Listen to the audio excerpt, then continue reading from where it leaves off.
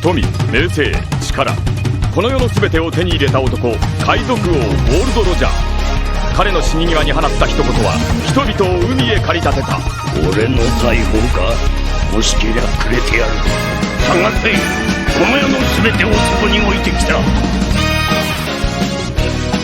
男たちはグランドラインを目指し夢を追い続ける。世はまさに大海賊時代。ありったけの夢をかき集め、探し物を探しに行くのさ。ワンピース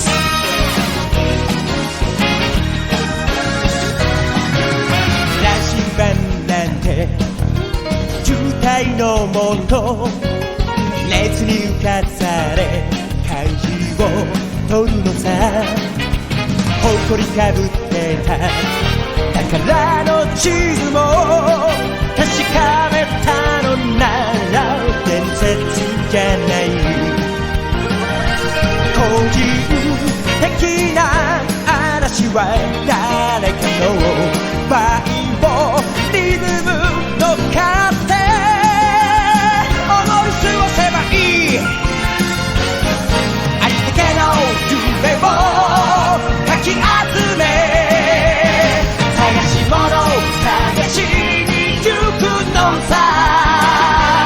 ポケットの恋、それと You wanna be my friend. We are on the curve. We are Episode 9 of the MultiMangaverse. Welcome to it. My name is Alan, hoping that you are doing well whenever you're listening to this, wherever you may be in the world right now. It's 1 week from now, it will be Christmas. So, hoping that you're getting ready for your holiday break, any festivities that you've got planned for the big holidays. I had wanted to get this episode out before then, so here we are, Sunday morning. We've got power because last weekend, as I was saying, Sunday morning, looks to be a good day to record. Power went that evening and came back around 10-11, so not as safe as I thought, but here we are. While we still got power, let's make the most of it. So, for those of you who are new to this series, please check the description. There you will find the playlist for the MultiMangaverse, so you can catch up. There's also my contact email that's there, the email where you can send in your feedback, and also support links where if you want to support this series, you can pick the platform that suits you and you can support. There are also the show notes for the MultiMangaverse, the links, either pages or if there are videos that you can check out or articles from Wikipedia. That's part of the show notes. But if you're listening to this on the Internet Archive, the show notes are in their own document. So please check the archive description for the download instructions that you can download the show notes. So today we're looking at volume 4 of One Piece. I would have done a recap of volume 3, but just like volume 3, this one is also a packed volume and it has 9 chapters instead of the usual 8 that we've been going through. So without wasting any time, let's get into volume 4.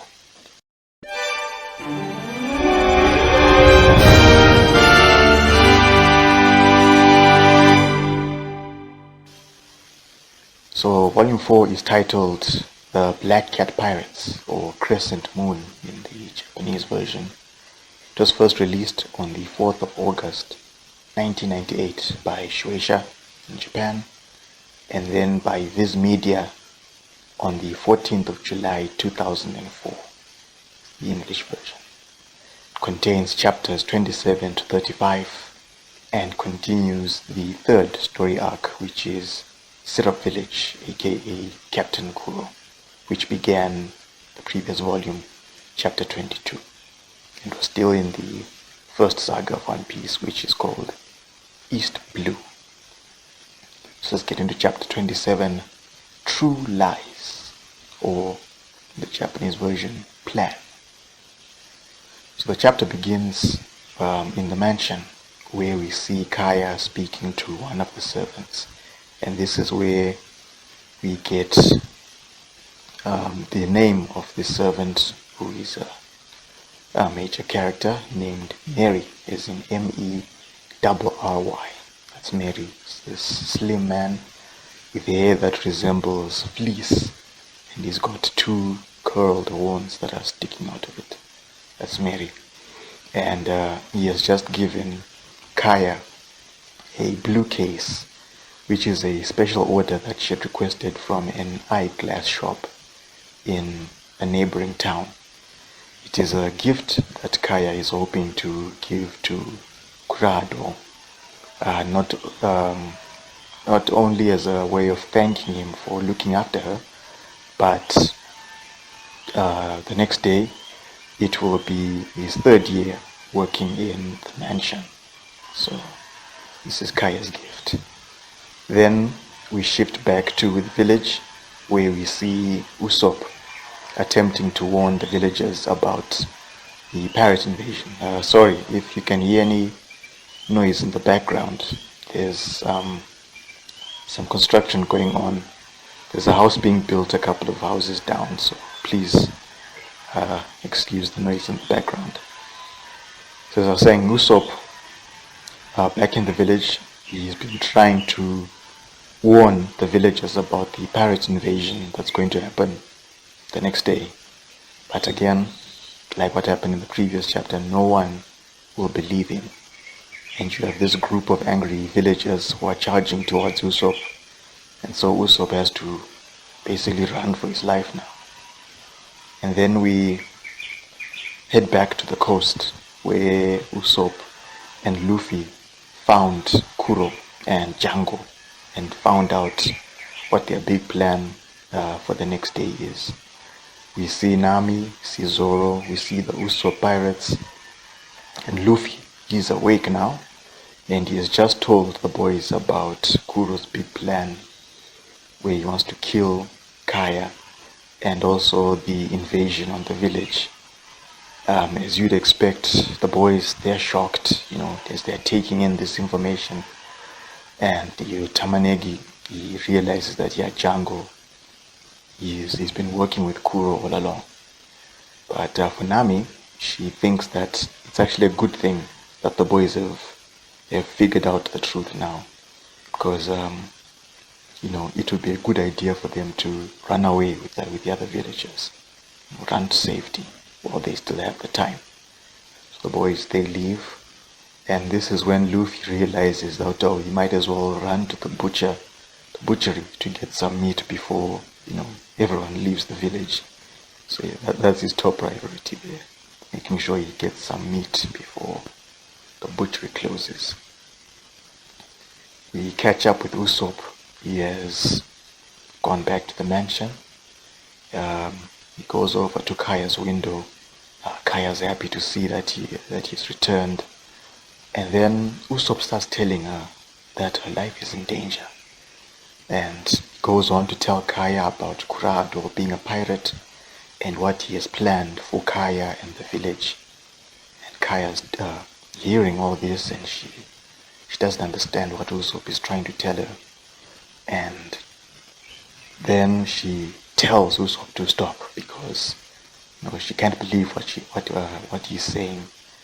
And Kaya shouting this at Usopp, it alerts the security guards who are standing outside the gates of the mansion.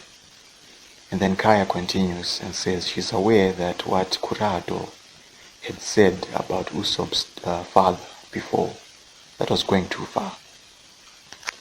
But she will not accept Usopp telling lies about Kurado, and she thinks maybe Usopp is doing this as some kind of revenge for what happened between him and Kurado earlier. And Kaya says she enjoyed listening to Usopp's tales because they cheered her up, But as far as what he's saying about Kurado, that's too much. Usopp tries to reason with Kaya, but this is when Mary enters the room, probably having heard Kaya shout, and the security guards, they show up as well. They grab Usopp, aiming to throw him off the property, but Usopp, he fights them, bites one guard in the arm. The second guard, he pulls out a pistol in response, but Usopp is faster, and from the bag that he's carrying, pulls out a slingshot, and he shoots both guards with these small ball bearings, and this is where we get Usopp debuting his signature weapon, the Galaxy Slingshot, which is also known as the Ginga Pachinko. And if you remember in the previous volume, we got confirmation that Yasop is Usopp's father, with Luffy telling Usopp that Yasop is actually a very skilled marksman. And we see here Usopp showing off that he's also skilled with the weapon, which requires him firing this slingshot as well. So another confirmation again. So Mary is by the window now, and he sees the two guards have just been knocked down by Usopp. And again, Usopp begging Kaya to believe him and urging her to leave the village before Kuro returns. Again, Kaya, she just can't accept any of this. And then that group of villagers that has been chasing after Usopp, they arrive on the property, which leaves Usopp to grab Kaya's arm, thinking that he might as well take her by force. And for his efforts in trying to convince Kaya that he's telling the truth now, Usopp gets slapped by Kaya. And she resolves that she's not going to believe him. And Mary, he pulls out a pistol and he tells Usopp to leave the property or else he's going to shoot. Kaya protests, but Mary, he starts firing, and Usopp, he runs off with the villagers in pursuit. Now, unknown to Kaya, because she starts telling Mary, oh, you could have hit Usopp. Usopp has indeed been hit. He's shot in the left arm and he's bleeding now. And he's in tears because no one will believe him now while he's telling the truth. And then all of a sudden, Kaya, she faints, in Mary's arms. So this has taken a toll on Kaya, fortunately. It's early evening, where we see Usopp making his way out of the village. He's unable to save the villagers from the attack that's coming. And then we see Luffy, his crew, the Usopp pirates, they show up. And Usopp quickly wipes away his tears and he puts on this happy face before greeting the group. And then he looks in shock at Luffy, who isn't dead after all, after the big tumble that he took off the edge of the cliff. And P-Man explains to Usopp that Luffy had been asleep the whole time. And then he tells Usopp that they heard everything. So they have to warn the rest of the villagers right away. And Usopp, he says nothing at first because he remembers how Kaya responded to his news. And then he hides his bleeding arm from Luffy and company. And then he just starts laughing, telling the group that, he's just telling another lie about the pirates. He just wanted some revenge on the butler. And the group is confused by Usopp suddenly telling them that he was just lying again. And the boys are not too happy about their captain, making up lies like that, because they actually thought there was something major that was about to happen. So now that they've been let down, just decide to go home, while Luffy and Usopp, the rest of the crew, they leave for the coast. By the time they get there, it's night time, and this is where Usopp reveals that Because of his frequent lies and his false warnings, nobody in the village will believe him now. But he's still willing to fight for the village and protect it, even if the villagers won't believe him. Even after he's been hit in the arm, he's bleeding and everything. He loves the village, and he just can't stand back and watch as it gets attacked by pirates. And Zoro, he thinks what Usopp did for the Usopp pirates was a brave thing, lying to them so that they rather than wanting to be on Usopp's side and fight alongside him and get in the way. By lying to them, he made sure that they would instead be with the other villagers and head off to safety while Usopp deals with the pirates. And so the chapter ends with Luffy deciding to step in and help Usopp. Nami, she is going to step in and help, but she's more interested in getting some treasure. So that's Nami for you there. Then the extra page is where we get the debut of the SBS column, question and answer column. Fans send in their questions and Oda gives his responses. So on this first page, someone asks Oda the ages of Luffy's crew and Shanks, and Oda reveals that Luffy is 17, Nami is 18, Zoro is 19. And then he doesn't give Shanks his current age, but he does say that 10 years in the past, aka the first half of chapter 1, the majority of chapter 1 I should say, he was 27. So that was a little bit of information there.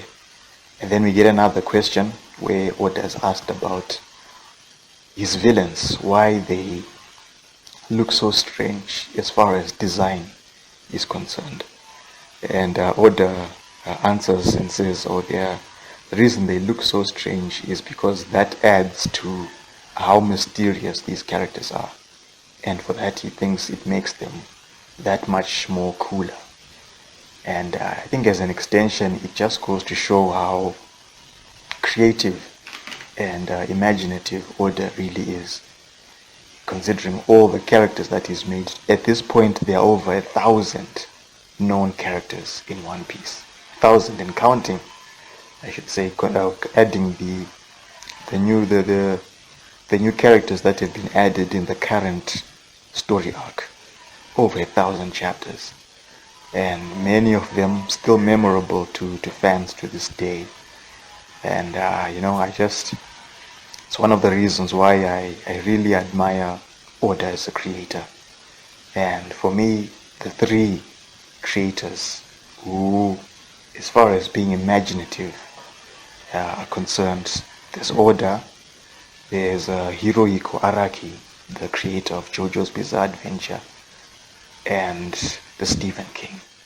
If you don't have to take my word for it, just take a look at their body of work just to tell you how creative these guys are. So let's get into chapter 28, Crescent Moon. So Usopp is surprised to see Luffy and his friends are willing to stand up and fight alongside him. And Luffy says it's because Usopp would be outnumbered fighting those pirates. And Zoro adds it's also because Usopp looks scared. But Usopp stands up and he denies being scared, and he reminds them that he's Captain Usopp. He's the brave warrior of the sea. But what's funny is you have one panel. This is the first panel where Usopp is making his declaration. All we see is his upper half. And then when you follow that up with the second panel, you see the lower half where his knees are shaking. And then Usopp admits that he is scared after all, because you'd be just one guy facing an entire crew of pirates. So then this is when Zoro says they decided to help him because they admire Usopp's bravery. And also, according to Luffy, nobody would put their lives on the line, because they pity someone. And Usopp is touched by this. So he's got people who are backing him up now. So the spot where they are by the coast has a slope which runs from the shore to and leads to the village. So Usopp suggests that they should guard this place to prevent the pirates from reaching the village. And he asks Luffy and his friends what are their skills as far as fighting is concerned. Zoro can slice, Luffy can stretch, and Nami can steal. So which leaves Usopp and his skill, which is to run and hide. And the panel where he says this, the other three are telling him, oh, he's supposed to fight.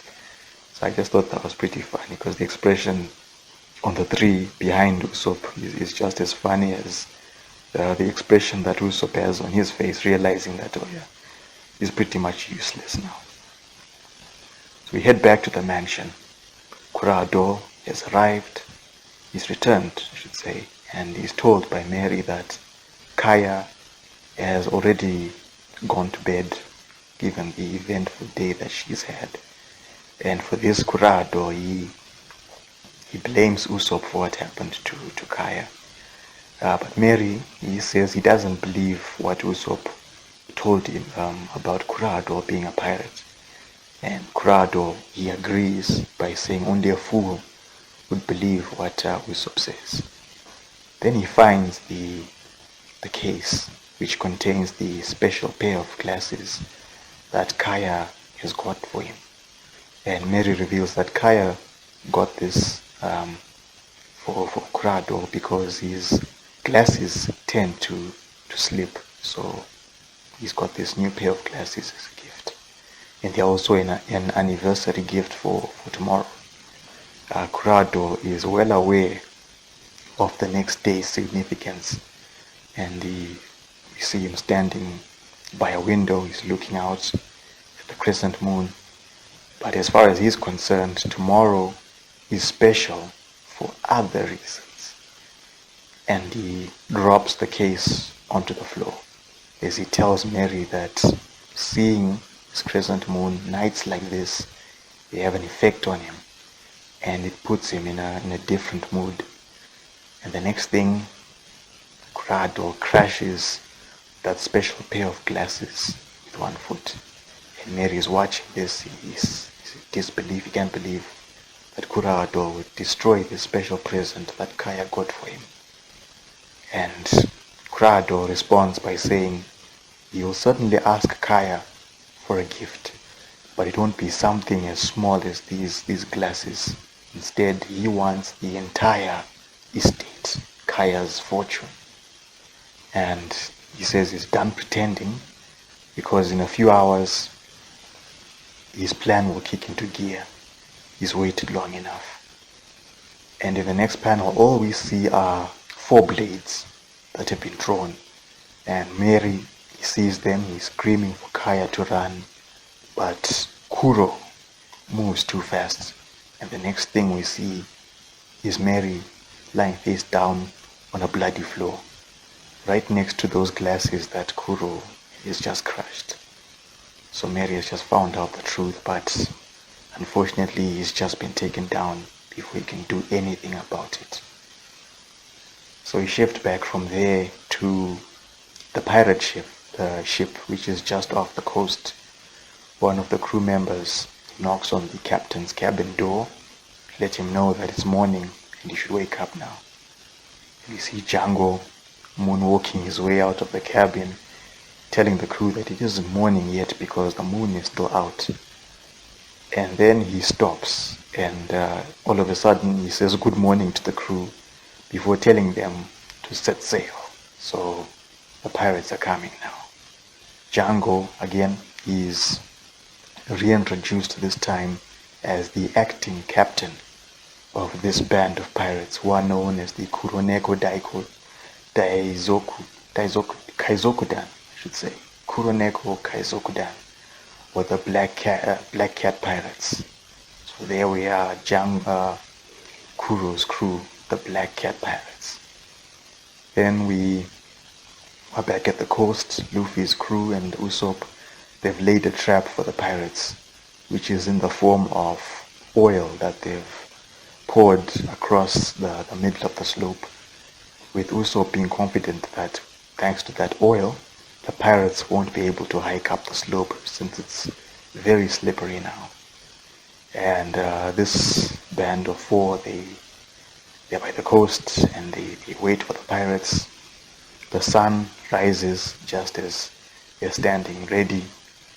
Meanwhile, the pirates, they've reached the shore. They're all fired up for the attack on the village. One crew member, he spots the two boats that Luffy, Zoro, and Nami arrived in the day before. But Django doesn't think the boats have anything valuable on board, so they should just leave the boats. Little does he know. They should head for the village. Meanwhile, Luffy and company, they don't see any sign of the pirates, and it's past dawn now. And suddenly, Nami hears a voice coming from the north, and it's the sound of a loud shout. That sound is from the pirates disembarking from their ship, and Usopp realizes the big mistake that he has made. When he heard Kuro and Django discussing their plan, Usopp thought that the pirates would be landing on this coast, when instead the pirates have landed on the northern coast, the opposite coast, which has an identical landscape to this coast, and that means that other coast is another way into the village. So Luffy, he asks Usopp for directions, and Usopp points north, saying that the other coast is only 3 minutes away. So then Luffy, he runs off. Nami realizes that their boats are docked by the other coast, and she starts panicking because her treasure's on her boat, so that treasure might get stolen. And she starts running, but she's standing in the oil, so she starts slipping, and she grabs hold of Zoro, pulling him down, and he falls into the oil, and he's left to slide all the way down the slope as Nami manages to find her footing and escape. And she apologizes to Zoro for letting him slip like that, but her treasure is at stake, so she has to run off. Usopp has also run off. Unfortunately, he has lost sight of Luffy because he ran away so fast. And Luffy, we see him, he's heading for north, what he believes is north. Nami running for racing off to get her treasure. And then we shift over to the other slope where the pirates are charging up the slope 1 minute, and then next thing you know, we see several of them being knocked back by projectiles coming from someone who's standing at the top of the slope. That someone is Usopp, who has just arrived. You see him, he's wearing a pair of goggles now, and he's armed with his slingshot. He's got his bag, he's got those ball bearings. He tells the pirates he's Captain Usopp, and he's been waiting for them. And the last couple of panels, we see Zoro trying to run up the other slope, but yeah, no luck for him. And then we see Luffy has made his way back to the village. That's where going north has landed him. So the extra page for this chapter, we have a fan asking Oda about what inspired the name of Zoro, Roronoa Zoro. And Oda reveals that Zoro, his name is based off of a real-life parrot, French parrot, who was named Francois Lolonois. I'll put some links in the show notes so if you want to read more about Francois. And he also adds that characters like Alvida and X and Morgan, they are also named after real-life pirates. So please check the show notes if you would like to read more about those real-life pirates. Let's get into chapter 29, Uphill Battle. We see Usopp, he's standing at the top of the slope, looking down at the black cat pirates below who have just arrived, and is there wondering where Luffy has gone to. Django recognizes Usopp from the previous day, when he found him and Luffy on the other coast, and he asks him to explain the meaning of this. Usopp tells Django and the pirates to leave because he's got a crew of 100 million men backing him up. The pirates, they don't fall for this obvious lie, but Django, he falls for it until one crew member has to tell him that it's a lie. So once Django figures that out, he's not too pleased about being lied to. But just as gullible as other characters. And then some other crew members, they've searched around Nami's boat and they found a bag of treasure that she took from Buggy, the previous volume, and they figure out that the treasure inside is worth about 5 million berry, much to Django and Usopp's shock. Usopp, he makes the most of this, and he says, that treasure belongs to him, but he's willing to hand it over to the Black Cat pirates if they leave afterwards. And to this, Django says, they'll take the treasure, however, they are not going anyway.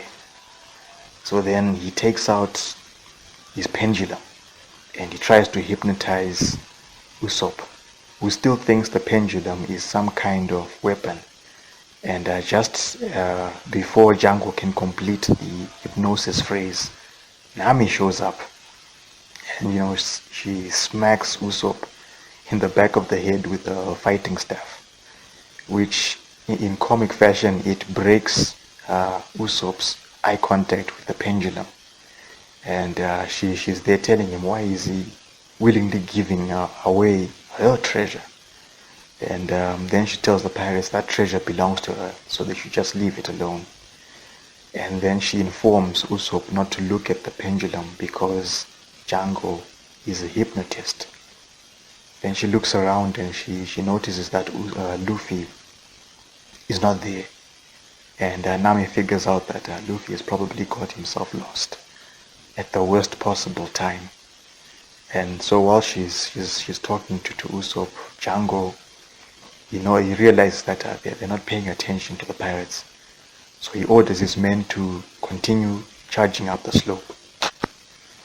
And in response to this, Usopp, he opens his bag and he retrieves some caltrops that he and Nami then throw down the slope in the path of those oncoming pirates. Then we shift over to the other side, the other coast, where Zoro has once again failed to cross over the oil, which is in the middle of the slope. He's still angry with Nami for putting him in this situation. Then he gets back up, he's got an idea, he draws two of his swords and he uses them to help him as he runs up the slope. He's using those swords for leverage, and eventually he makes it to the over the oil to the top of the slope. So that's one problem down. The next problem for Zoro is he has no idea where north is.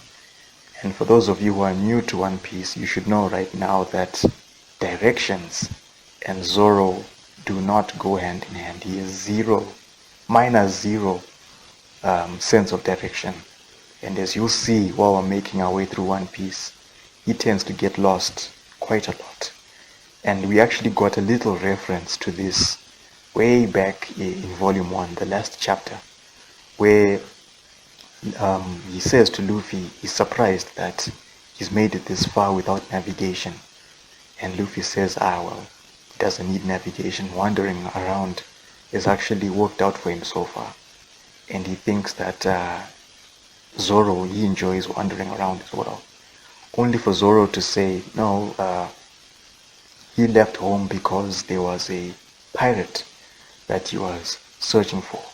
He followed this pirate all the way out to sea, and then he couldn't find his way back home. So to Luffy, his response to that is, "Oh, you got lost." And the response from Zoro is pretty comical, but that was the little nod, the little hint that Zoro has no sense of direction. And unfortunately, this is the worst time for him to not know where he's going. And speaking of not knowing where he's going, Luffy, he's ended up in a forest, still running north, and he ends up reaching a dead end. So now he has to continue running around looking for north. So you've got two of these major characters completely lost. You get back to the north coast, the Caltrop trap from Usopp, that proves effective.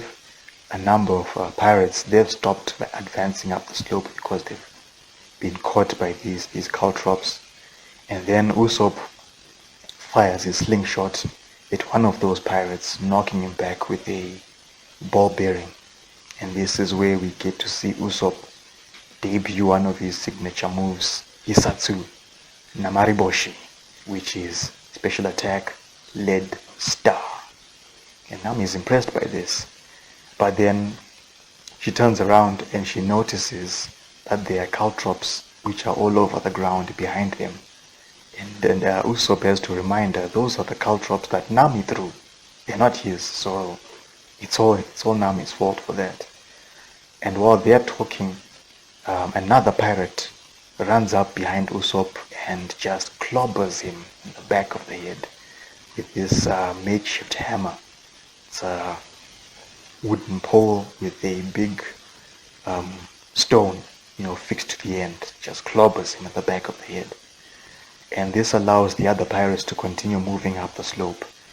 But Usopp, he clings on to one of those pirates, refusing to let them reach the village. And another pirate jumps in, looking to stab him with a sword. Nami stops that pirate, and then she's pushed into the side of the cliff by a third pirate who's there. And Django commands his men just to head for the village. Don't worry about Usopp and Nami, because they've got a plan to follow. If they don't follow that plan, they'll all have to deal with Captain Kuro, and that just means death for all of them. And the pirates don't want to fail Kuro at all, so they start dashing up the slope. And Usopp is desperately trying to stop these pirates, but he gets kicked away. His pleas for these pirates to stop and not harm the villagers, nobody's listening to him. And just then, when it looks like there's no hope for Usopp, he and Nami, they look ahead and they see those pirates being sent flying down the slope.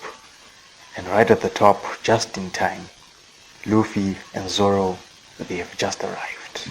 And that's how we end the chapter. We see Zoro is upset with Nami. Usopp, Luffy, I should say, he's upset with Usopp about not telling him where North is. But at least they made it, so that's good news. Let's get into chapter 30. Great. You see Captain Kuro, he is seated just outside the mansion, and he's upset because his men have not shown up on time. It's way past dawn at this point, no sign of his men. So then he gets up, he's got a black bag that he's got with him, carries it, and he leaves the property, determined to kill his own men if they have so much as deviated from his carefully laid out plan. So Captain Kuro is on his way now. Meanwhile, back at the northern coast, Zoro and Luffy, they've arrived.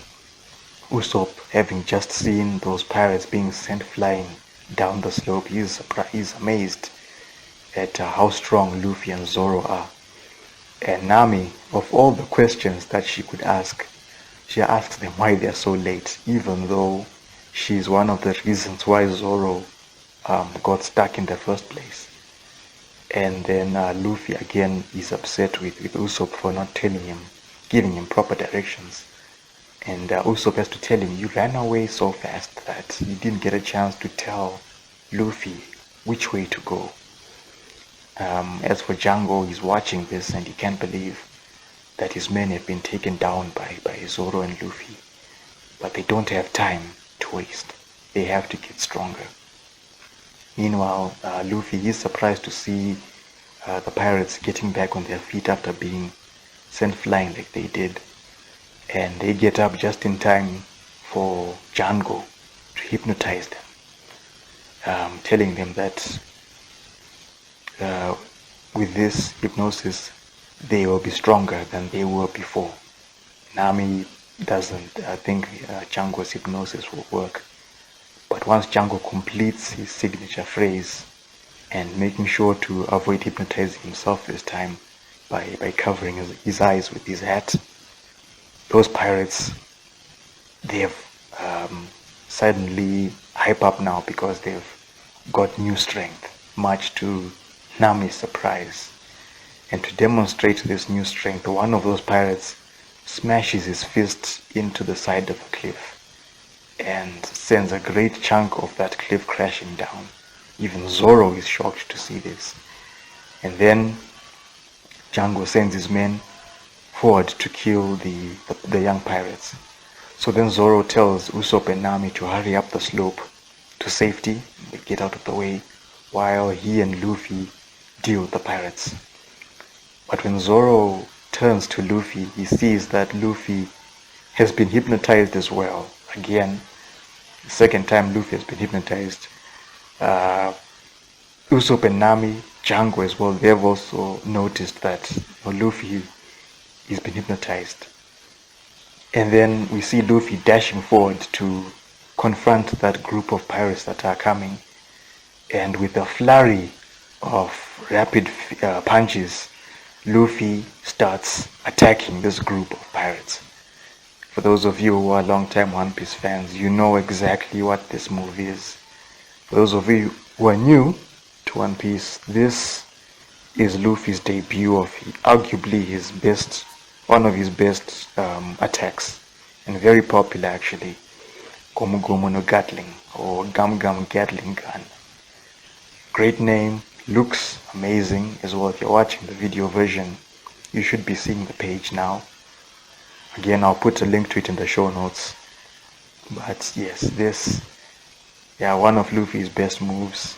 If you've played any of the One Piece games, if you're looking for a move to finish that major boss, you usually go for Gomu Gomu no Gatling because it just looks really cool. Just this wall of fists flying, taking out not just a big boss, but if he's surrounded by a group of enemies, this is the move to use.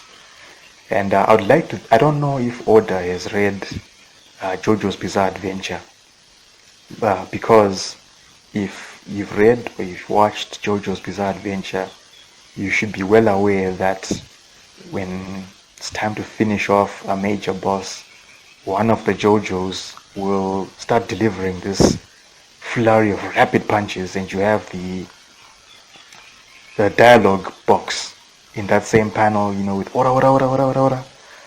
So I don't know, but if he has read JoJo's Bizarre Adventure, then I would like to think that inspired Gomu Gomu no Gatling, because it just looks like that attack from one of the Joestars. So there we have Gomu Gomu no Gatling. And it's thanks to this technique that Luffy has managed to knock down multiple targets in succession. Django is seeing this, Usopp is seeing this. He's amazed because it looks as if Luffy has grown an extra pair of arms. And so we see several of Django's men sent flying all the way down the slope, while the lucky ones, they just turn around and they run away from Luffy, who is suddenly going on a rampage now. And he makes his way down the slope all the way to the ship of the Black Cat Pirates. Not a small ship, it's this big vessel.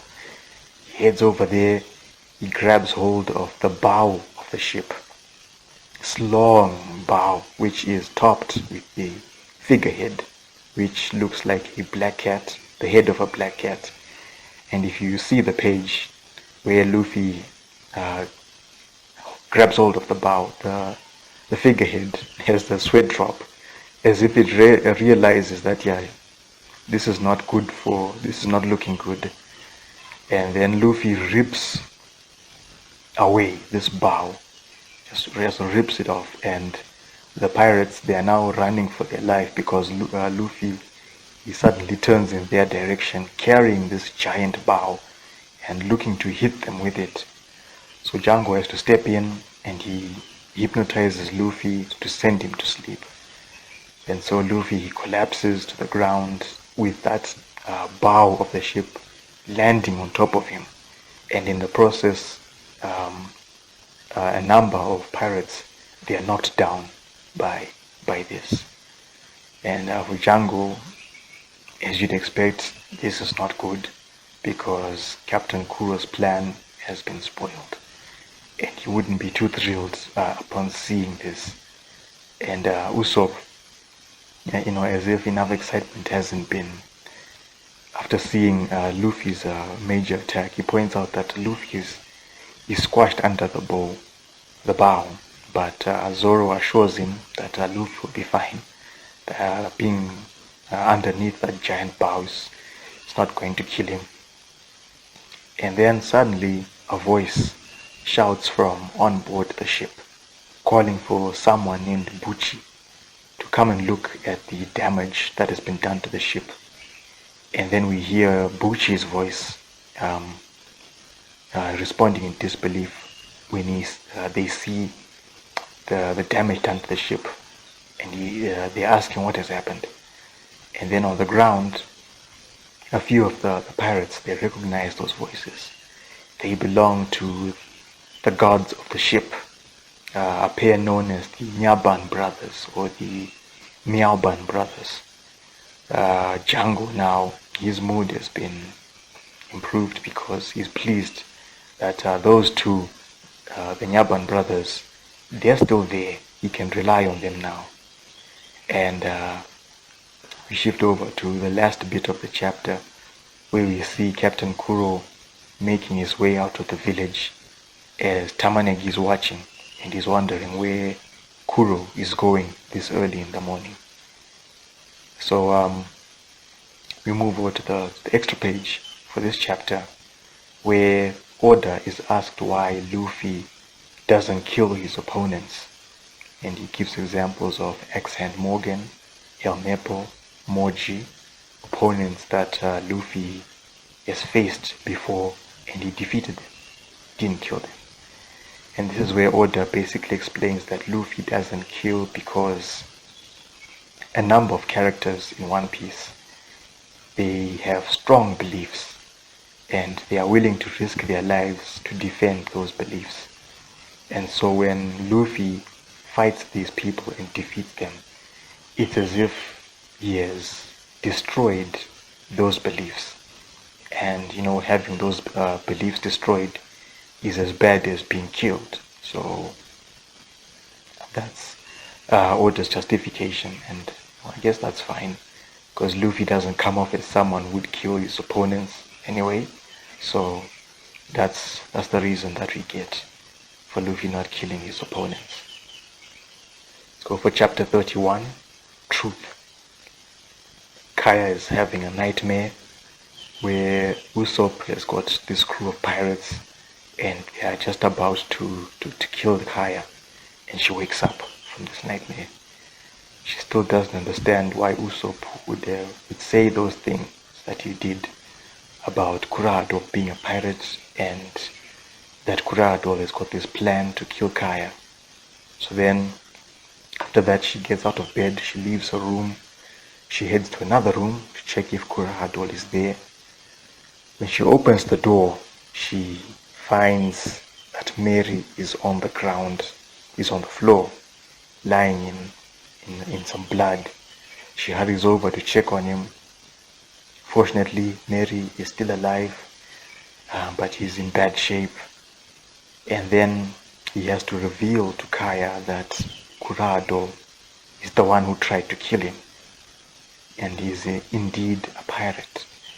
And this is big news for Kaya. And it becomes clear now that Usopp was telling the truth after all. And yet she and Mary didn't believe him. Then Kaya calls for other servants to come and help. But this is when Mary says that the other staff members, they've already gone for vacation. So they are the only two in the mansion. He says he saw Kurado leave the mansion earlier, and he thinks he has gone to meet his men by the coast. And this puts everyone in danger, Kaya, the villagers. And Mary says that it's best for Kaya to just give Kurado what he wants, which is her inheritance. And it's up to Kaya now to stop Kurado. We head over to the village. The Usopp pirates, they've met up and they assess the situation. And Tamanegi says he doesn't believe Usopp was being honest yesterday. So it's possible that there are pirates who are coming to invade the village. Ninjin and Piman, they also don't believe Usopp. Ninjin even noticed that Usopp was acting strange the day before. And then the boys, they turn and they see Kaya is making her way through the village, and they don't know why she's out. But Tamanegi guesses that something must have happened for Kaya to be out in the village like this. Back on the north coast, Zoro is wondering what's next now after hearing the voices of the Nyaban brothers. And then Django, he summons them. They jump from the ship and they land next to Django and were introduced to the Nyaban brothers. We've got Buchi, who is the larger man of the two. He's got quite the outfit on him. He's got black cat ears. He's wearing black cat ears. He's wearing a bell around his neck. He's got white pants with red stripes. He's got a matching cape, and he's got these gloves that are tipped with claws on the fingers. And Sham is a skinny man. He's got green hair. He's also wearing black cat ears. He's got a grey shirt, green shorts, and grey gloves that also have claws at the end. And Django tells them to go on and deal with Zoro and company, because they are keeping the Black Cat pirates from making it to the top of the slope. And the brothers, they begin to panic now. They are unsure if they can defeat Zoro and the others. Zoro, he's confused, doesn't understand what's going on. Then the brothers, they tell him that they're just guards of the ship. They don't get involved in fights. Then Django just orders Sham to go ahead and go and attack Zoro. So Sham, he's reluctant, but he does as he's told, and he goes after Zoro. Zoro, he warns Sham that if he doesn't stop running, he will have to attack him. But then we see the expression on Sham's face. It changes all of a sudden from someone who was showing fear a moment ago, and now to someone who looks very confident, as he tells Zoro that on his own he can't kill Sham. And the next thing, he attacks Zoro with one hand. But Zoro is quick enough to block that hit with his drawn sword. And Sham tells Zoro that he was just pretending to be scared in order for Zoro to lower his guard. And then Nami all of a sudden points out Zoro's swords. Zoro checks on his swords and realizes that they are no longer on him, because Sham has taken them without Zoro even noticing. Django and Bushi, they know what that technique is. It's a technique called Neko Baba, or cat snatch, in which Sham steals a weapon from his opponent fast enough for them not to notice. And the chapter ends with Zoro stunned that his swords have been taken from him. So the extra page for this chapter, we have Oda responding to a fan who asks him if he loves animals. And Oda says, oh, he loves animals, but he just enjoys drawing animals. And as you've noticed the cover pages for previous chapters, you've seen Luffy, Zoro, and Nami alongside various animals. These cover pages, they are just one kind of cover page that is common in One Piece, and they are known as animal theater. And I just should say this right now that because Oda loves animals, there are a lot of animals in One Piece, as you'll see while going through the story, including the mascot of One Piece, major character there. And also, this is the same page where we get confirmation about the design on the jacket that Kuro wears. The previous chapter had mentioned all those very curious designs on his jacket. This is where Oda is asked about those designs. So he confirms that, yeah, they look exactly like what you think they are. It's poop. Let's move on to chapter 32, Cruel Fortune. So Nami is stunned to see that Sham has managed to take 2 of Zoro's swords. We see Zoro demanding for him to give them back, but Sham, he will not give them back, and he points out that Zoro already has a sword in hand. And then he just throws away those other 2 swords. If you're looking at the page, the video version, the look on Zoro's face is enough to tell you how pissed off he is now, because of those 2 swords that Sham has taken and has just thrown away, one of those swords is Kuina's sword. And we know the significance of that sword, and yet Sham, who doesn't know, he just thinks these are just regular swords, and he just throws them away like this. So Zoro, he rushes forward and he proceeds to slash Sham right across the middle in one strike, to the surprise of Nami, Usopp, Django, and Pucci, to see Sham being, split in half in one strike like this. And Zoro, he proceeds, he's going after his 2 swords, only to be stopped by Sham, who has jumped onto Zoro's back. He's unharmed because in the previous, the panel where Zoro sliced through him, it looked as if Sham had been split in half, only for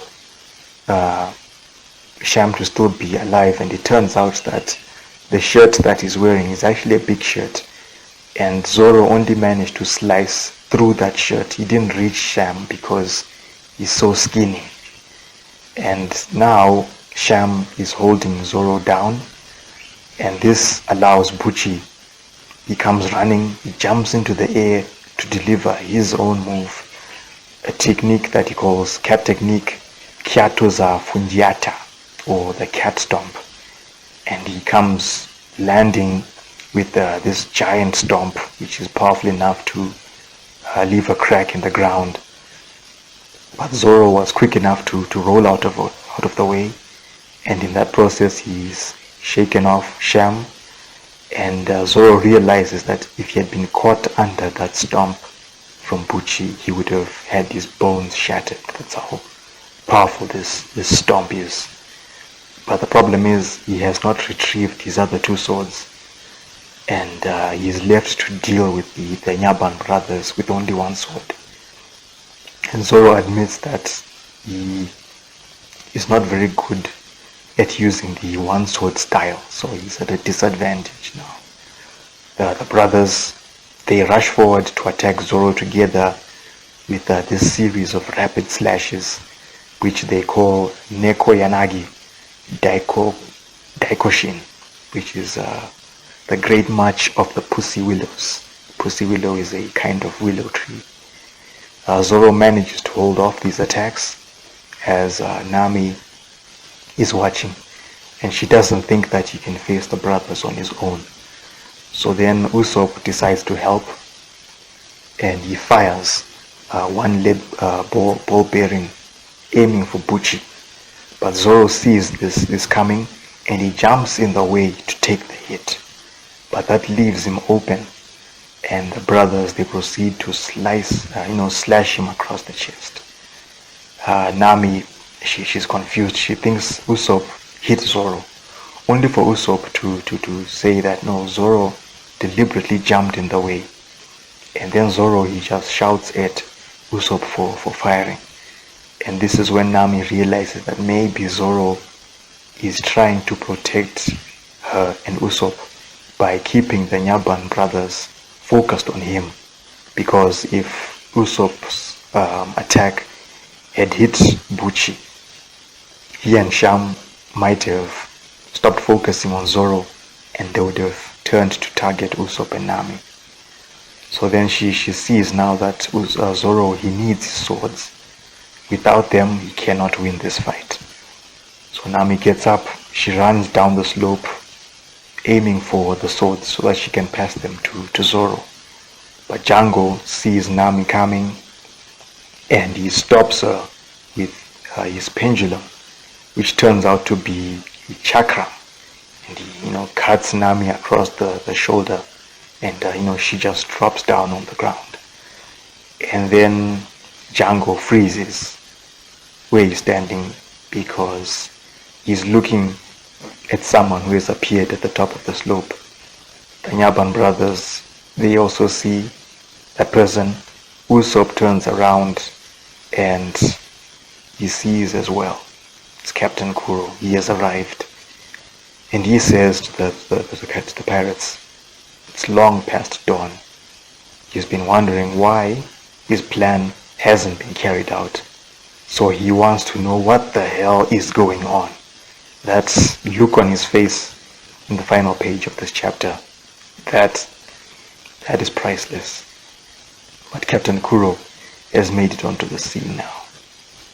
The extra page for this chapter has a fan asking Oda to talk about the Easter egg character that I told you about in volume 1, actually, Mikio Ito. And this is where Oda shares a little bit information about not just the Easter egg, but the reference that Easter egg makes to the real life manga creator Mikio Ito. Because this fan has seen this same Easter egg character in a couple of other manga outside of One Piece. The other manga are Rurouni Kenshin, which should make sense because Oda worked as an assistant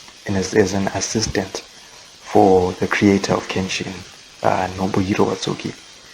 And then the other manga is Butsu Zone, which was created by Hiroyuki Takei, the same man who would go on to create Shaman King.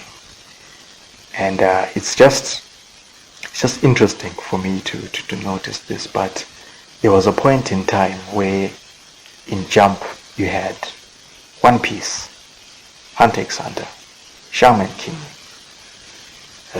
Yu-Gi-Oh!, Prince of Tennis, Death Note, all running at this. Oh, and Naruto and Bleach, all running in Jump at the same time. And all these titles that I've just mentioned, that's 8 titles, I believe, right? 8 titles, all of them being major titles in Jump at the same time. And then you fast forward to now, you pick up Jump, take a look at Jump now, which titles are running in Jump, and I'd say the 4 major titles that you could pick from the current lot. There's One Piece, there's Hunter x Hunter, My Hero Academia, and Jujutsu Kaisen, you could say. And then after that you're looking at Black Clover and the newer titles that have popped up in the most recent years. And it just amazes me that we've gone from those 8 major titles in Jump to what we've got now. We've got 4 or 5 in Jump. I just thought that's just interesting to note. So anyway, let's get back to the story, going into chapter 33. the creeping cat. Captain Kuro has arrived, and he didn't expect the Black Cat pirates to fail to stop a group of teenagers. So he demands Django to explain what's going on. Django is trying to explain, and he says Kuro had told him that he can leave Usopp alone because no matter what he does, he can't stop the plan. And Kuro says, yes, he did say this, but he didn't think that the pirates would be so useless when it came to following the plan. And the Nyaban brothers, they take exception to this. They don't like being called useless. And Sham says to Kuro that although he was strong in the past, that was 3 years ago. And during that time, Kuro has spent those years being all comfortable in Syrup Village. Meanwhile, the Nyaban brothers have spent that time continuing to grow stronger, attacking other villages, destroying the ships of other pirates. They just cannot accept Kuro coming in and threatening to kill them because of his plan. And they also don't recognize him as their captain anymore. And then the two brothers, they proceed to attack Kuro together, but they miss him. Instead, their double attack, it just destroys the black bag that Kuro came along with him. That bag is revealed to be empty now, and Kuro is not standing where he was before. Instead, he has moved a few paces behind the Nyaban brothers, and now he's wearing a pair of black furry gloves, which have these full-length sword blades at each fingertip. Those blades that we saw just before Mary was attacked. Now we know where those sword blades were from. They're from these gloves. And these are known as Kuro's Neko no Te, or cat claws. And the other Black Cat pirates, they also recognize the swift movement that Kuro has just performed. It's known as Nukiashi, or stealth foot, or stealth walk. Zoro, upon seeing those gloves, he is more concerned about those blades, and rightfully so. And the brothers, they turn around. Kuro's gone again, only to reappear right between them. And he's got a blade pushing at each of their throats, as he casually tells them that, oh, they're right, he hasn't been as active as he used to be, and he's no longer their captain, but he expects them to follow his plan, or else he will not hesitate to kill them for not following up with his plan. It's just incredible. If you're looking at the video version, you'll see the gloves that Kuro's wearing now, and the blades that at the end of the fingertips. Is just insane, And the other Black Cat pirates, this is the first time they're seeing the Nyaban brothers at someone's mercy. The same brothers who were giving Zoro a hard time not too long ago. And Django, noticing that his buyer the crew is scared now, he tells them that Kuro's Nukiashi technique, stealth walk, is a skill that allows Kuro to move not just swiftly but silently, and it's enough for him to dispose of 50 assassins on his own. That's how effective this skill is. And Django recalls when he met Kuro yesterday, he was shocked to see Kuro still pushing up his glasses in the unusual manner that he does. And this habit of Kuro, he picked up this habit in order to avoid scratching his face with his cat claws. And this was just confirmation to Django that Kuro has not forgotten how to fight or how to kill, right? And then Kuro tells the pirates that they've got 5 minutes to settle things, or else none of them would be left alive. And that's not a lot of time for Django. So he singles out Zoro as the only target that the pirates should get rid of, so that they can proceed up the slope. The Nyaban brothers, they are ready to deal with Zoro. Nami, she has gotten back up onto her feet. She kicks the 2 swords back to Zoro, so that he can deal with the Nyaban brothers. Zoro gets hold of his 2 swords as the brothers, they are running towards him. And Buchi says to Zoro that he's got 3 swords, but even with 3 swords, it's no match for the brothers. And Zoro responds by saying they just don't know the difference between having 3 swords and using the 3 sword style. And we see him take up this new stance where he holds up 2 swords behind the 3rd sword, and then proceeds to rush forward to deliver a downward slash to the Nyaban brothers.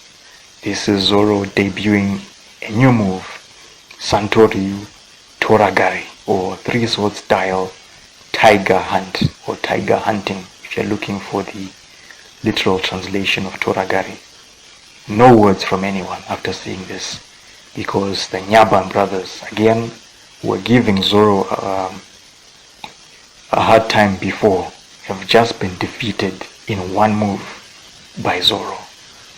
And then Zoro, he points 1 sword at Kuro, and he tells him that in 5 minutes he'll kill all the pirates without any hesitation.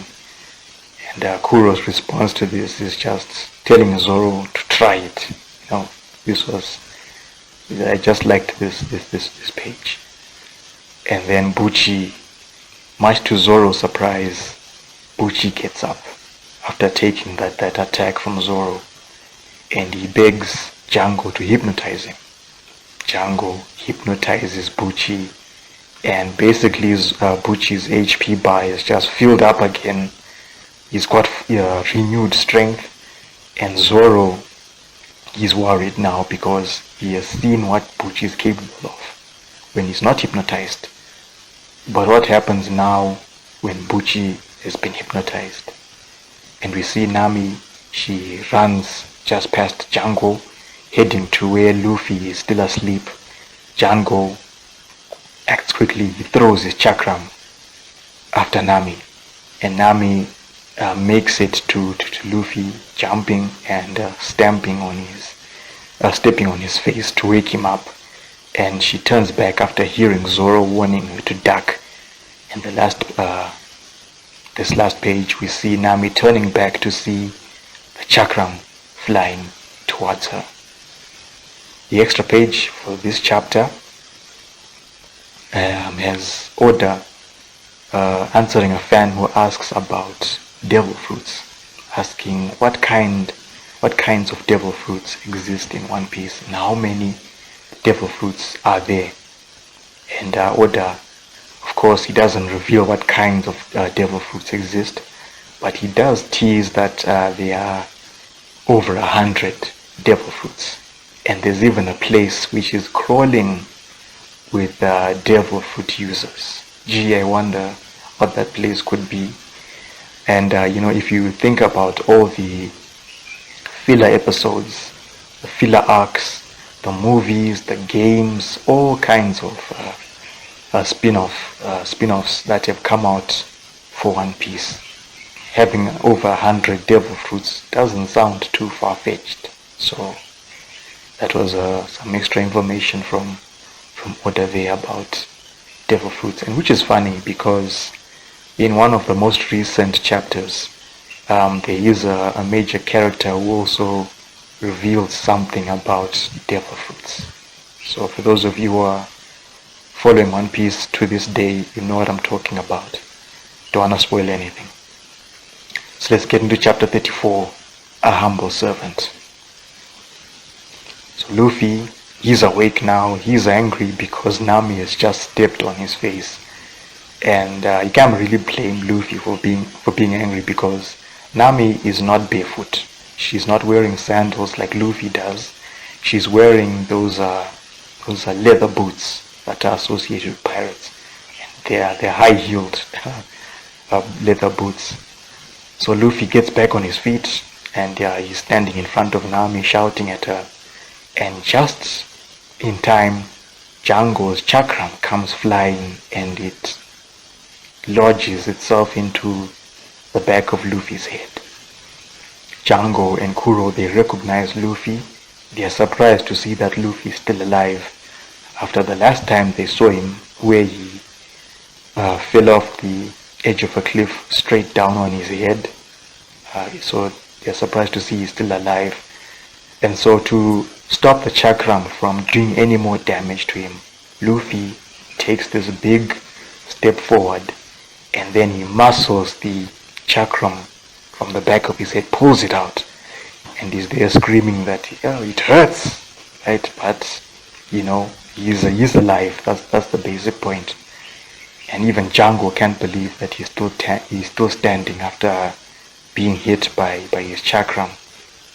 As for the Black Cat pirates, they're in a panic now because Luffy is awake, and they're aware at the same time that they don't have enough time to deal with Luffy and the other younger pirates. So again, Luffy is okay even after being hurt by the chakram. He even thinks that Nami is the one who threw it, but she denies that she's the one who threw it. Before she just collapses onto the ground. And this is where Luffy notices that Nami's shoulder is injured. And she says to him she's done all that she can. It's up to Luffy now, because this is a fight that they cannot afford to lose. And also, Nami being Nami, there's treasure at stake as well. So Luffy understands. He puts on the straw hat, heads off to the slope, gets there, and he sees that Kuro is here as well. And so Kuro, he tells the pirates that they only have 3 minutes now to settle things. And the crew, they're visibly scared, because now that Luffy is awake, they have to deal with Luffy, they have to deal with Zoro, even though Django and Buchi are there, but they are well aware of what Luffy and Zoro are capable of. So then Django, he orders Buchi to deal with Zoro, while Django, he'll deal with Luffy. But then someone else arrives on the scene. It's Kaya, and she yells at Kuro to stop what he's doing. This catches everyone's attention. Usopp is visibly surprised to see Kaya's there, and she is asking her why she has come. Django, he identifies Kaya as the target that the pirates are supposed to take care of. And the pirates, they figure out that, now that their target has arrived, they don't have to invade the village anymore. Kuro, though, sees Kaya, and he asks her why she's here. And Kaya tells him that she knows the truth now, thanks to Mary. And Kuro's response is, he's surprised that Mary survived his attack, because he didn't hold back when he attacked Mary. And this is further confirmation for Kaya that this is not the same Kurahado that she knew before. This is not him. And then she addresses Usopp and apologizes to him for not believing what he was saying about Kurahado being a pirate. Usopp again, he says, that's not important. Why is Kaya there when he told her to run? The pirates who are here, they are the ones who are going to kill her. Only for Kaya to respond and says, but Usopp is here as well, and he's fighting those pirates, even after the villagers treated him so badly, not believing what he said, and even with the injuries that Usopp has sustained, he is there fighting these same pirates. And then she turns back to Kuro, tells him that if he wants his fortune, he can have it. all that Kaya wants is for Kuro to leave the village. And Kuro replies by saying it's not just the fortune that he wants, he also wants quote-unquote peace of mind, because he has spent 3 years gaining the trust of the villagers and finds that this place is comfortable enough for him to stay. So it's important for his plan to succeed, because if it does, he will have obtained peace and Kaya's fortune. So the invasion of the village, Kaya being killed after she writes the will, that has to happen. And if you're watching the video version, or if you've got a copy of volume 4, follow along the panels, look at Kaya's facial expression, just taking in,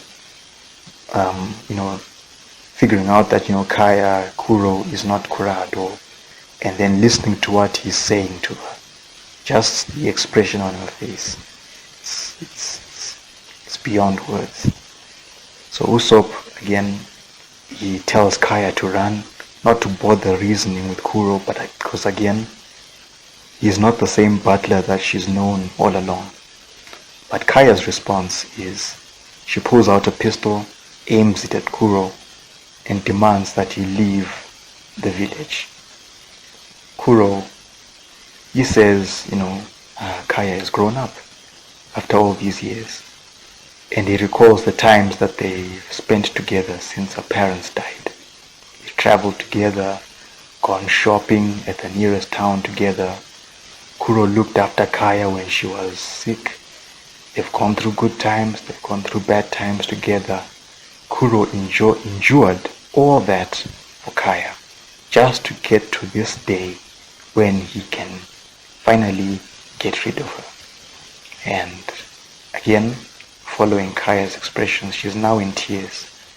Now, and Kuro continues, and he says, for him, who used to be a captain in the past, having to put up with Kaya all this time, just in order to make her like him, she can't possibly understand how humiliating that is for him. And this is, it's too much for Kaya. She doesn't have even the strength to hold up the pistol, and it slips out of her hand. And Usopp is heard enough. He runs at Kuro, looking to punch him, but Kuro, using stealth foot, moves out of the way, and he says to Usopp that he hasn't repaid him for the previous punch that he delivered to him, and he notes that it was a very hard punch, and it's that kind of punch, a very hard punch, that Luffy gives to Kuro. Now you just see the panel where Luffy's arm is just extended from nowhere, and it decks Kuro, sending him flying, knocking him down, much to Django and the pirates. They see this in shock. And the chapter ends with Luffy telling Kuro that if he thought that Usopp's punch was hard, then Luffy might as well deliver some more hard punches to him. And the extra page for this chapter, the penultimate chapter for this volume, we see a list of suggestions from readers for content that they hope to see in future volumes. And some of the interesting suggestions that I saw, one person was asking for an advice column, which is called Ask Luffy. And I'm thinking, I can imagine the questions that fans are going to ask Luffy. You might even get someone asking for relationship advice. I'm trying to imagine what response Luffy would give to that. So I'm hoping that this column appears in future volumes, just to see Luffy's responses. And then another suggestion is for a character design feature, where Oda talks about how he created these characters. And then at the bottom of the page, we have Oda announcing that an extra section will be added in the next volume, which will be called Usopp's pirate gallery, where fan art that is submitted will be showcased. So that's pretty cool. Let's get into the final chapter of this volume, chapter 35, The Steep Slope. What's important about this chapter is, if you're looking at the cover page, those of you watching the video version, this is where we see the debut of cover stories. This is a type of cover page which is a signature to One Piece, where Oda uses the cover page to tell little stories of what other characters are doing as the main story continues.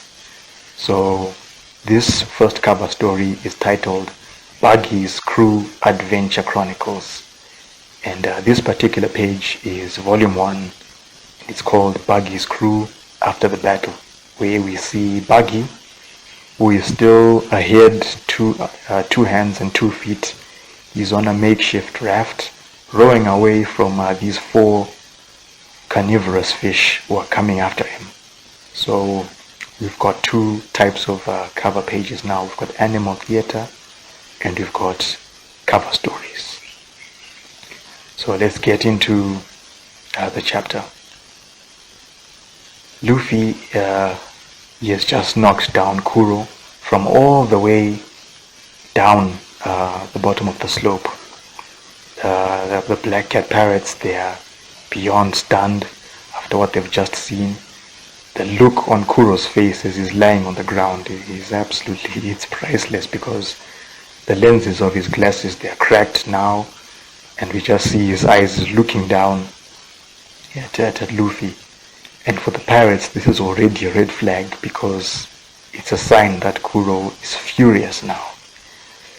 And just then, as if to break the tension, the Usopp pirates arrive, taking this chance to attack Kuro.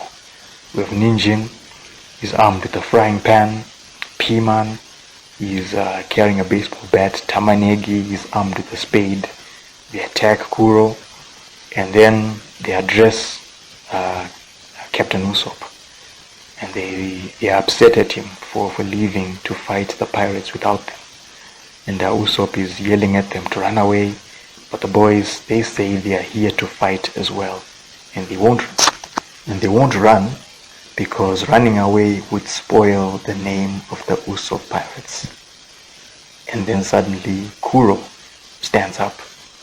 The cracked lenses of his glasses, they just shatter and fall apart, so he's only wearing the frames now.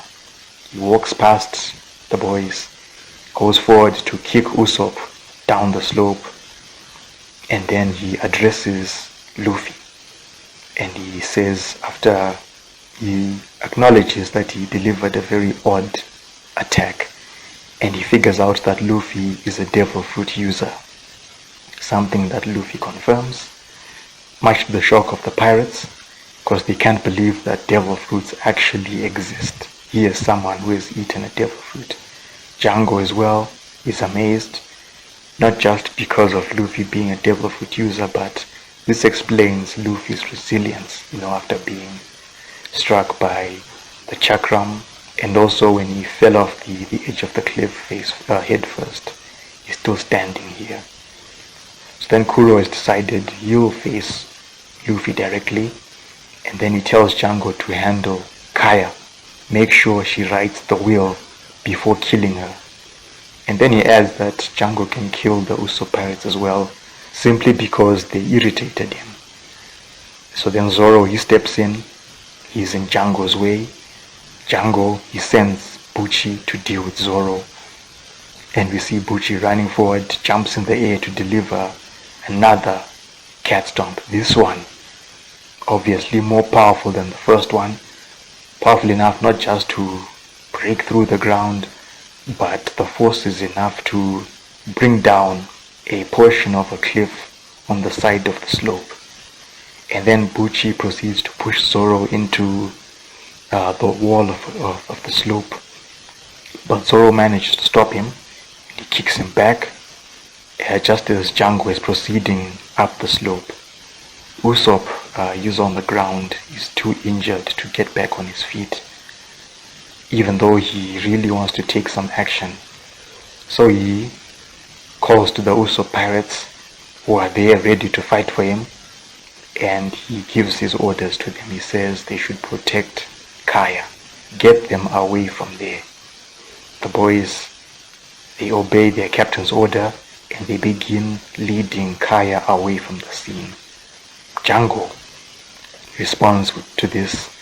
He's armed himself with 2 chakrams, and he's about to throw them at Kaya and the boys.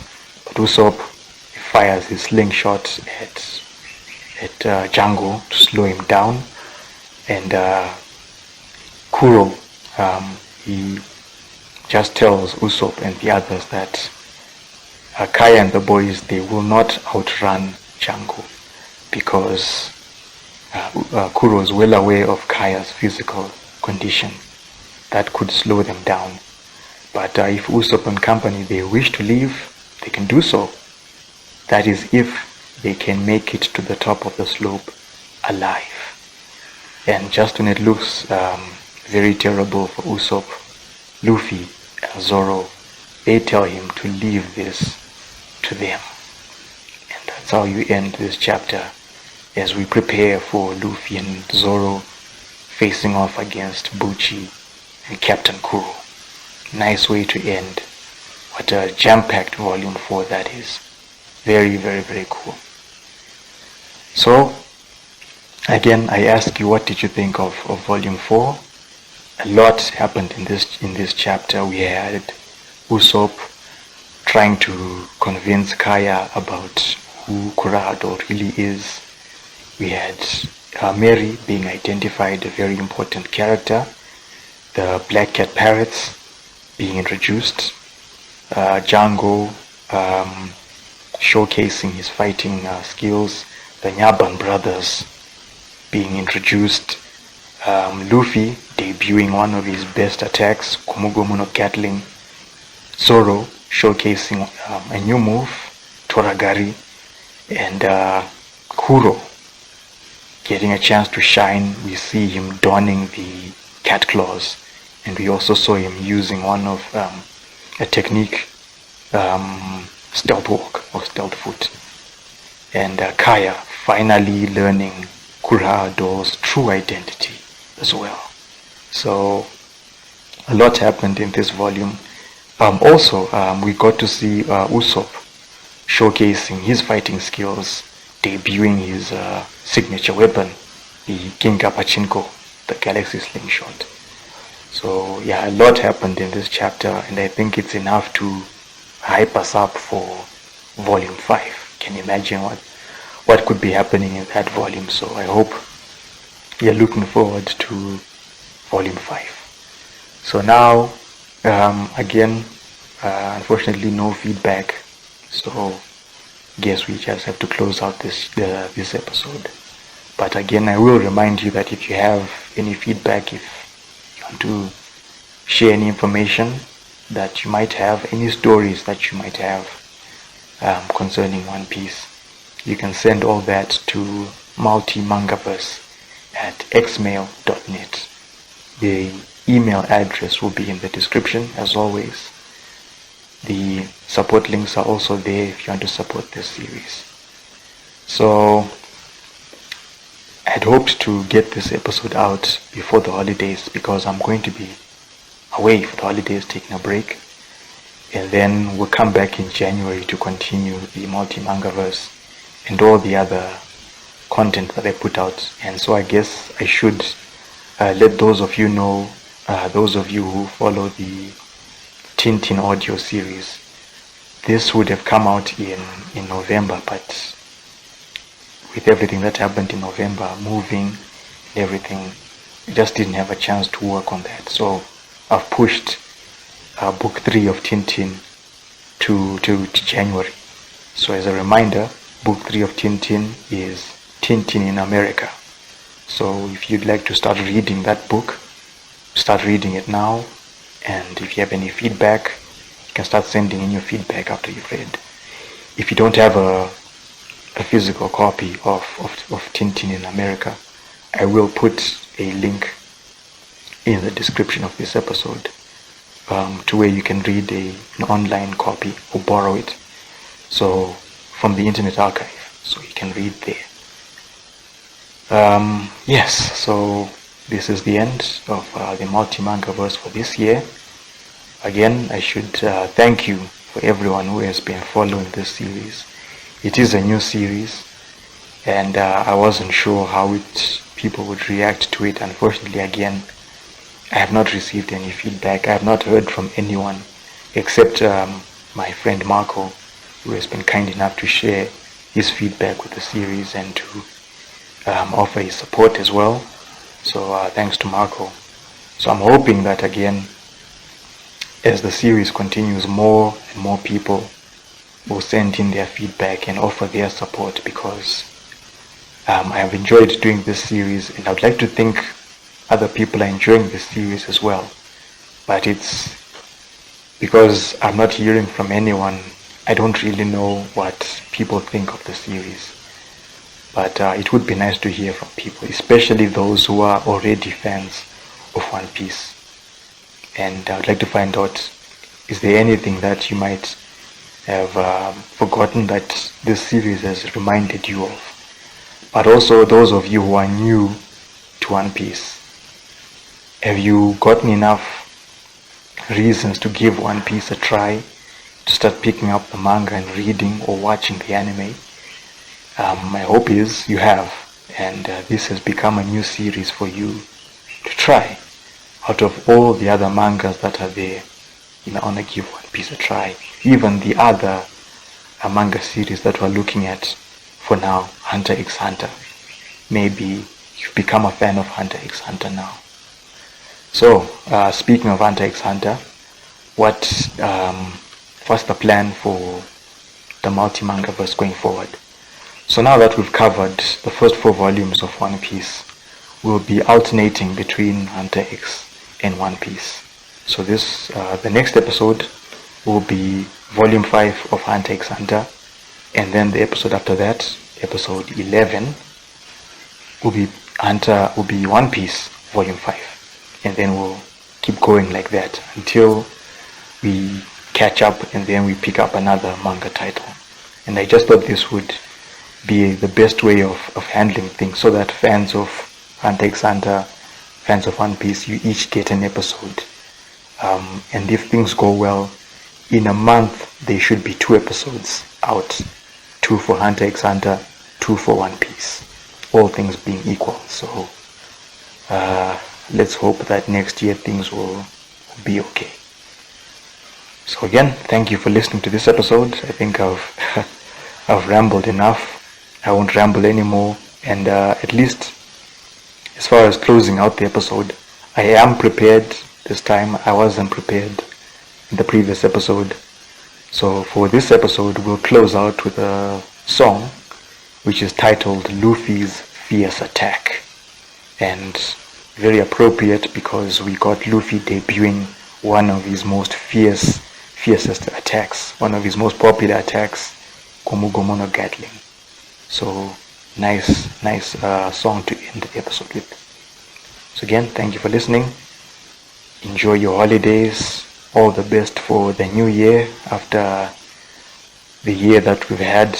I mean, you would have thought maybe 2022 things would be better, but it's like after 2021, 2022 came with its own baggage of crazy things. So as much as we want to hope 2023 will improve, you never know, it might have its own bag of crazy things. So, but anyway, all the best for it. Again, thank you. Take care.